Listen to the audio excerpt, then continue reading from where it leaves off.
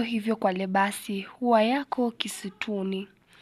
Hivyo nina wasiwasi wambe yako sebuleni itavutia matusi ya wenzio insani. Watakuchoma nafusi kwa mishale ya lisani. Pana haja ya kupima. Mwana ujue ni wako, punje ukimezele, lakini katu si wako, nde ukimletele. Akiwa yu ndani yako ni wa dunia vile vile. Ukishishilia ni wako, muavye taku ole, pana haja ya kupima. Maisha nayo si wako, utabaradi milele, ungayaishi ya jaa yako. Ni tunu ya maumbile, mgawa si kufu yako, mshindane hili lile.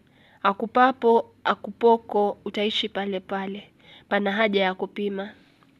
Ni chetu chako si chako, ulimwengu huwa vile. Juhudi zingawa zako, wakufaidi ni wale. Ikifika siku yako, nyono zikukae mbele.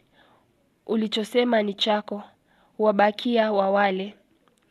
Pana haja ya kupima. Kaseme na moyo wako, ubaini haya yale. Ambacho ni chako, kisikupe mageule, kitu utajacho chako, wenda kiwe chawale, na usemacho ni si chako, kiwe chako ndicho kile, pana haja ya kupima. Dhamira ya shairi hili ni kutuarifu kuwa, kile ambacho tunadhani ni chetu mara nyingi huwa ni cha jamii kwa jumla. Pili, eleza bahari zozote tatu za shairi hili. Kumisa kwa sababu lina mishororo mitano kwa kila ubeti. Huko kwa sababu kibwagiza ni kifupi kuliko maneno mengine. Pia ni mathnai kwa sababu lina vipande viwili kwa kila mshororo. Alafu mwisho tunaona ni mtiririko kwani vina vya ndani vimetiririka na vya nje pia vimetiririka. Ubeti wa 4 kwa lugha nathari.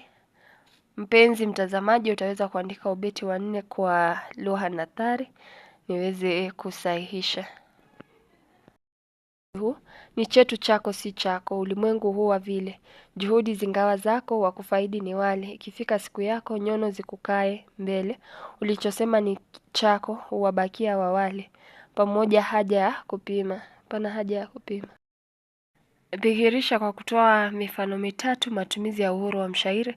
Utalifanya pia hilo swali. Tambua nafsi nenewa ni mtu ambaye na mzungumzia mama ambaye atakuwa na nyonde, ajifungue mtoto na kadhalika. Toni ni toni ya kuarifu.